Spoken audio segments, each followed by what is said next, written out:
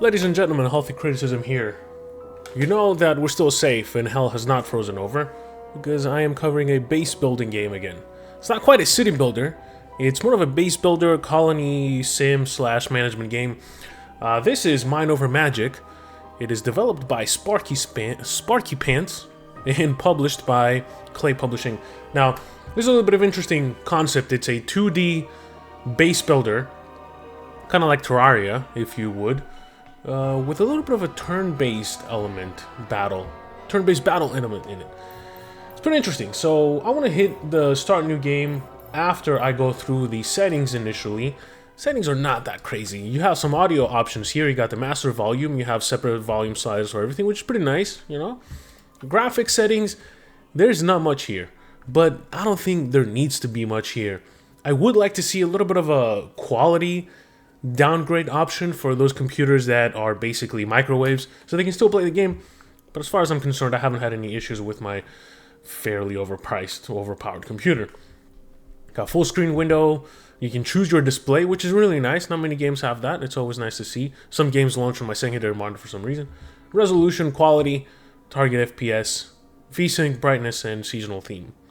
Which is really nice. You got some Halloween, holiday season. You just call it Christmas. UI, we got some UI scale, tooltips, portraits, scaling, auto scale, and everything, which is pretty nice. Pan speed, mouse scroll speed, pretty nice. Controls, which this is the first time I've seen this in a video game. Maybe I've missed it in the past, but you can actually search for the command that you want to bind your key. So if I want to go to time, I can rebind the keys for time because they are stupid on the presets. So I have done that here. Let me see if I can do tab. I cannot. So most of it is taken away. I don't really agree with the key binding of the game, but that's going to be completely up to you if you want to change that. But it is nice to see that you can search for the shortcut that you would try to change.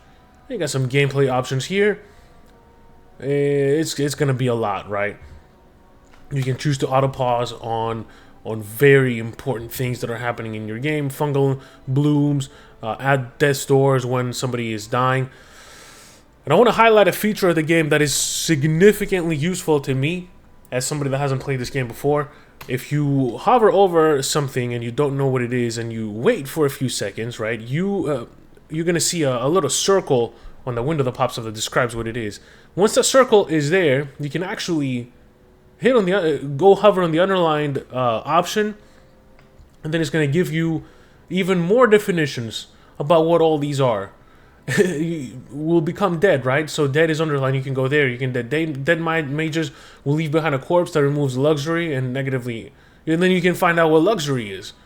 Then you can find out what conviction is. You can find out what break is. Then it's taking you back to death's door, and you know that's a really cool feature.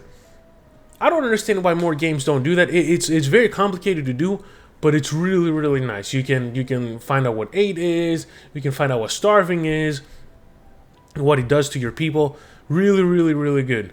You can disable the camera shake and everything. The camera shakes when darkness appears, but we're going to get to that in gameplay there. You got an enable translation tool, gameplay data sends. I don't know why this was not enabled by default.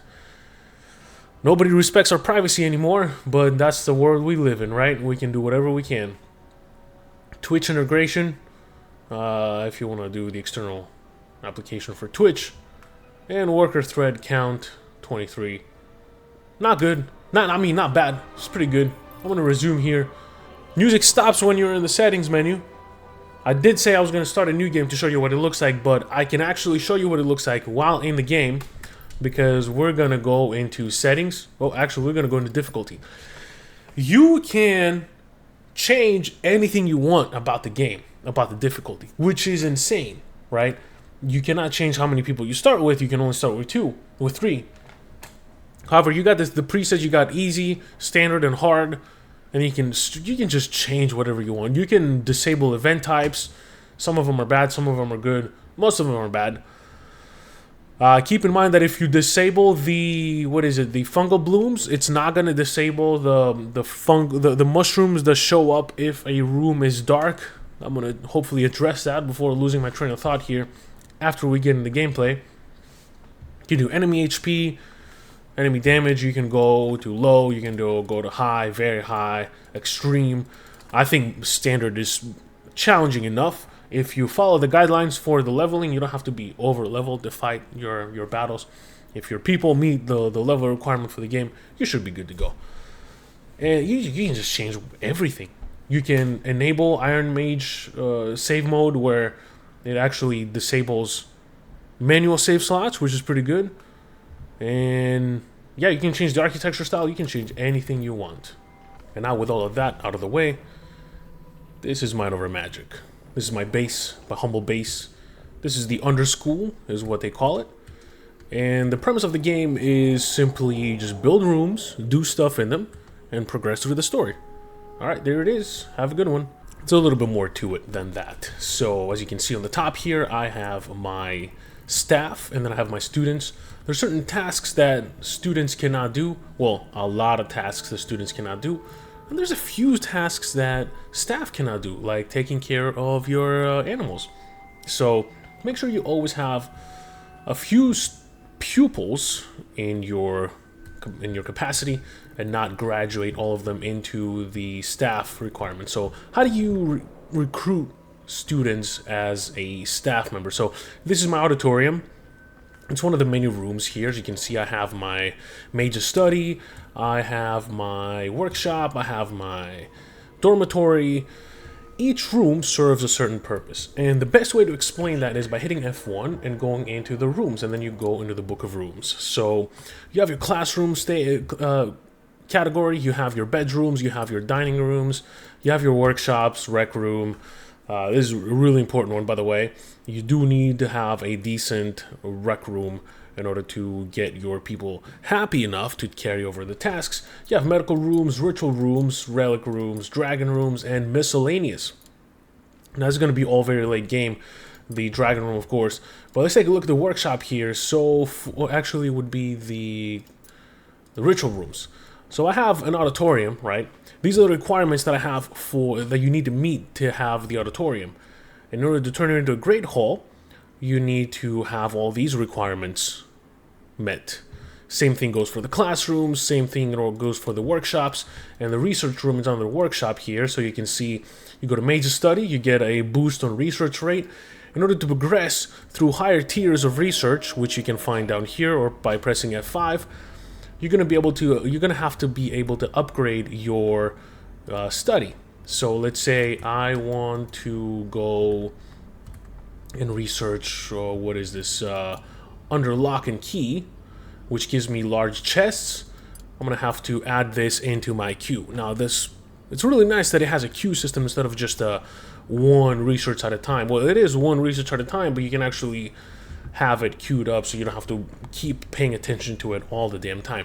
But this is where you unlock higher level ones, and this is where you unlock buildings and equipment and decoration items that help increase the luxury in order to meet requirements for the rooms and all that good stuff. So this one is oddly placed like this, and that's because it has to be. So this needs to be pretty much away from it. It can't have any rooms on the bottom or the sides. It needs to have one entrance, so I do have to get rid of this door because I do have this ladder here. But if you press F1 and you hover over it, it shows you what gives you luxury and what kind of luxury it gives you, and then all the keywords associated with that room. So this is elevated, it's towered, it's lofted, and it's pristine. And if I get rid of this door, which does add luxury, but I cannot have the stairs because they have to enter the room somehow, it's going to turn into a private room as well, kind of like this one is. It says private, only one point of entry, and then I'm going to be able to increase it to the third tier of the room if I need to, and I do need to do it for the auditorium because this is where you hire staff. This is where you graduate your students from students into staff members. Will hire, not graduate. If you graduate them, they do disappear. Do not graduate them. I've graduated a few really strong students because I forgot that you have to hire the staff. And after you meet a certain population threshold, you're not going to be able to hire any more staff unless you increase the room level. Same goes for research, of course. You have to increase the research room level and tier in order to get to the latest tiers of the room. So this is a spectral rift here, which is really convenient because it can take us into the second element of the game, which is battle. It's a turn-based battle system. As you can see, there's the specters I have to fight. And let's see, they are resistant to lightning. These two are, I guess. And there's no weakness to lightning, so I'm not going to bring my lightning wand person into this battle. They do have level 10 battle anyway, so I'm not going to do that. It's 10 out of 10. I have to get to the tier 3 wands, but I don't have that unlocked just yet. They are weak to earth, and I have my earth guy here. They are weak to water, and I don't see any dark weakness. So I'm just going to bring my water guy and replace my dark wand person there. And let's see. I don't need fire either, so I have water. I can bring my earth guy, so he can go here. But because he only has 48 health, because he's only level 4, what I'm going to do is I'm going to switch him with the earth guy. Where's the earth guy? He's going to be here, 111 health. How much health does Vincent have? He has plenty, and Hans has more than Alan. So I'm just going to put Alan, I'm going to put Vincent there, and then I'm going to take Alan, and I'm going to put him here. Alan is my earth guy. He's pretty weak, so he's going to go in the back. Remember, you cannot attack people in the back unless you have a special spell to cast, but most of these are going to be just the front people only. So we're going to begin the battle, and before we begin the battle, they're going to have to go replenish their mana, and this is the mana font right here. It does a few things besides just replenishing your people's mana. It actually pushes away the fog that engulfs the area around you. And you need to keep this fog at bay if you want to expand your base. Now, this is not the only size of base that you can have. You can actually increase the size of your base a little bit, significantly actually. However, I haven't researched the support pillars to do so. I have to be built right here. So that's something I have to do in the future, but eventually I'm going to get to it. So this guy is ready. We're going to fast forward so we can get to where we need to a little bit faster. Just waiting for the little guy here, and we can start the battle. Alright, so we have this. I'm not going to use that. Flow, attack an enemy. And let's see. None of these guys are weak to water. It's only the back guy that's weak to water. But guess what I'm going to do is I'm going to attack this guy. Give him a little bit of damage. I'm going to take my earth guy. I'm going to smash him here. It's going to be double damage. I can actually do Quake to do a little bit of double damage. I'm not going to kill this guy, but I'm going to kill one of them, which is really nice. So what I wanted to do was flip him, but I have my earth guy here, so I'm going to bring up a shield for my front guys right here, which is pretty nice. The wind wand is not very useful for fights, but it is very useful for support, I would say. So I guess it is useful for fights. I'm gonna wait for them to finish their attacks. They don't do much damage. My guy Ivan here kind of missed a turn, or actually he's pretty slow, so he's gonna go in the end. I'm gonna take the flow. I'm actually gonna do torrent because he uses a little bit less mana, and I can't attack the back. I guess I should attack the back. I don't want to waste that on the front guy. So does it attack? Oh, it attacks both. That's pretty. I forgot about that. Yeah. So we're gonna do swirling vines on one of them. We could. It does do a lot of damage. So swirling vines will flip the spots for these, for the front and the back. But I don't think it's worth it now because it will just damage the one on the back, and this one is the one that takes more damage from nature. So I was gonna do that, bring him significantly lower than he needs to be. And we're going to do torrent. Let's see. I'm going to do that there. I'm going to leave the wind guy to do the damage for that one. So 76. Actually, yeah. Okay, well, that's going to be a bummer, but it's not a big deal. We're going to do that. Take this guy out. He's going to be very weak here. And he's not weak to wind, but it wouldn't do much damage anyway, in all honesty. So we're going to bring up the wall again, just to shield ourselves as much as possible. So that got shielded, it didn't do anything, and we're gonna do flow, double damage. That should take him out if my math is correct. 72 minus 69 is less than 0. So these guys are dead. They did drop some valuable items here, but you do want to close those rifts and do those battles. It's, if anything, it's good XP for your students. So they're gonna be collecting these things here. These are gonna be materials, rocks, crafting materials, mice that you can kill in order to get their intestines and push the fucking fog back with the ritual here. So as you can see, repel the fog. I don't have enough spore cap or honey drop or handrake root, which is unfortunate. I do need to be able to push that back soon because it is progressing, but it's not close enough to make me worried about it. So I'm not going to worry about it too much. This is the underclass. This is kind of a dungeon here, as you can see. This is where you explore to unlock more things. So some things paused my game. Cold snap or battle. Where's the battle? I don't want to do this battle. Yeah, this is completely optional. I don't know why it paused. Maybe I pressed space accidentally. I do want to move this pantry up here, however, because it doesn't do me much good down there. So I'm going to put it here. I'm going to move this here a little bit. So one of the problems I have with this game, it's very trivial, but it's still something to worry about, right? So as you can see, this is mostly a two-dimensional game, but there's like a 2.5D element to the game. So there's a little bit of depth. And I'm not able to rotate the camera at all or make it into an angle.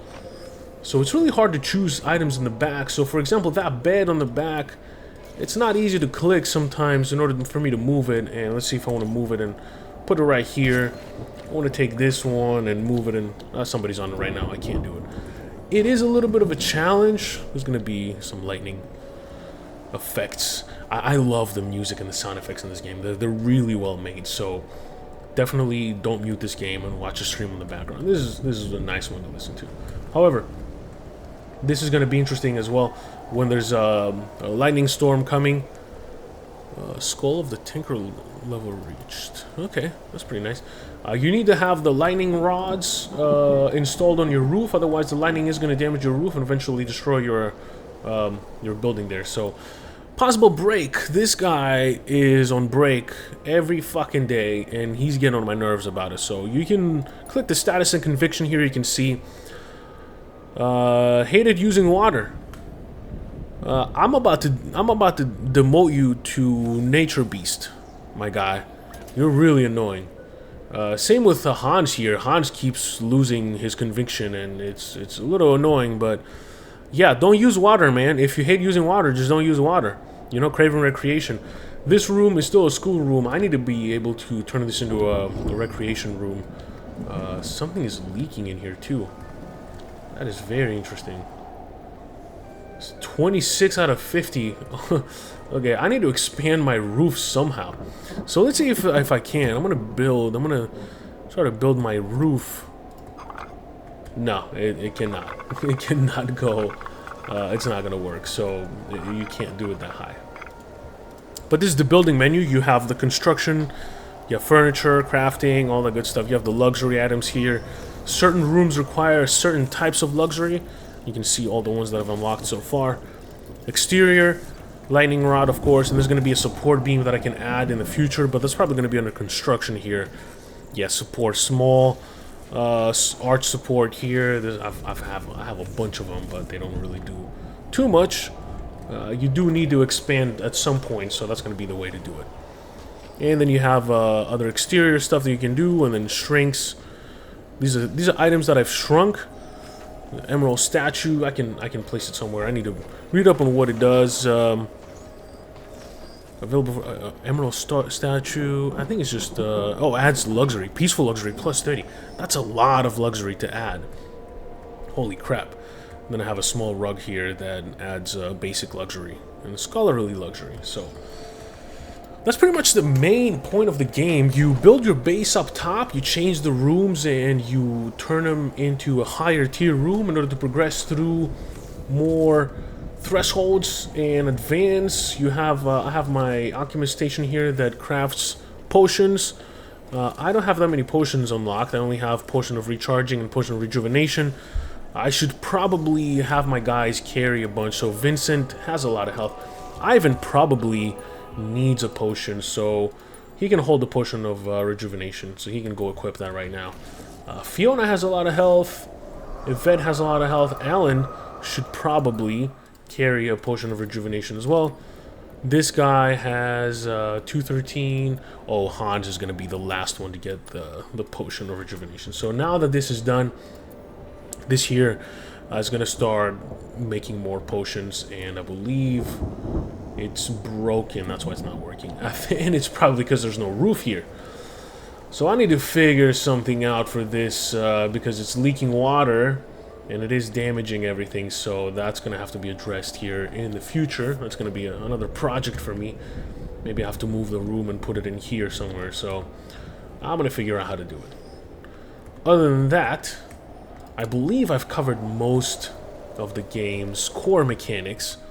Obviously, part of the point is here to see if you like the package and its surface, and then explore it for yourself and see if you enjoy it.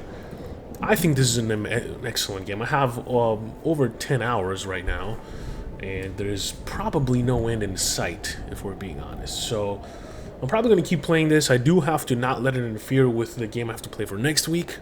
However, it's going to be tough to say. But a base/colony sim, maybe just not a city builder, but this is a base builder. It's a colony builder, right?